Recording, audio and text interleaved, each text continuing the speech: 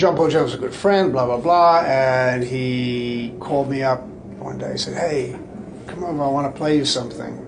And he put on this record. It was the first Zeppelin record. Right. I was just about to emigrate to America from England.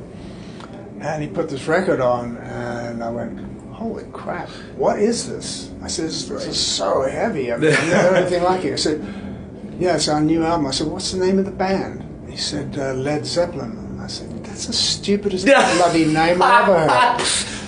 And I was so wrong, of course, about that. You admit your mistakes, obviously, but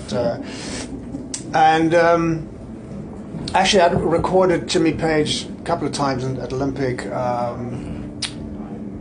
There was a song called "Hurdy Gurdy Man" by Donovan. Yeah. It was Jimmy Page and John Paul Jones. Right. It was not Bonham on drums, by the way. So we knew each other. Right. And then they came to America in '69. I came to America in '68. They came to America in '69 for their first tour. And they had brought with them Zeppelin too, because this was what they were carrying around with them. This was what I was leading up to. Yeah. And they had these huge steamer trunks full of tapes, because they would recorded some in England and in Vancouver, and wherever city they went, like recorded or overdubbed something. Yeah. And they said, would you want to mix it? I said, absolutely. And we settled in New York at A&R Studios, and we went around quite a few, so we couldn't get after every studio, but we recorded about 5 more tracks, and I overdubbed a whole bunch of stuff, and then we decided, okay, let's mix it at A&R. And we mixed it over a weekend. It took 2 days. Right. That was it. I mean, you can imagine today trying to mix a whole record. Yeah. That Whole Lotta Love, as a result of us being together, and Jimmy's the director. He had all the ideas and all the stuff about how he thought it could sound, but then once the two of us got in the studio, it was a very creative conglomeration of two guys working together at the console, and very exciting to work with him. So we get to the song, and we're going through all the mixing process. Right.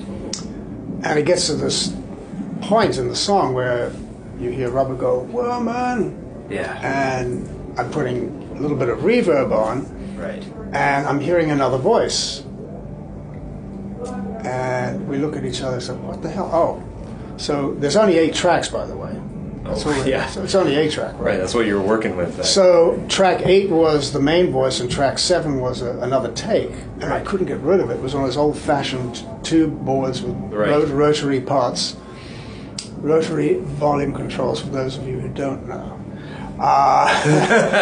And I couldn't get rid of it. And literally, as I was going to reach for the echo send, Jimmy was reaching for it at the same time. We were both laughing because we were both going to do exactly the same thing, and we just soaked it in reverb. Yeah. And that's why you hear the woman, and then in the background you hear this other one, because I couldn't get rid of it. That's so funny, because you couldn't get rid of it. That's the reason. And what's the message? The message is, leave the damn mistakes in. Yeah, that's it. We're in the Pro Tools world where you take every sneeze and every breath away from all the good stuff. Leave the bloody hair on. That's my message to all of you out there.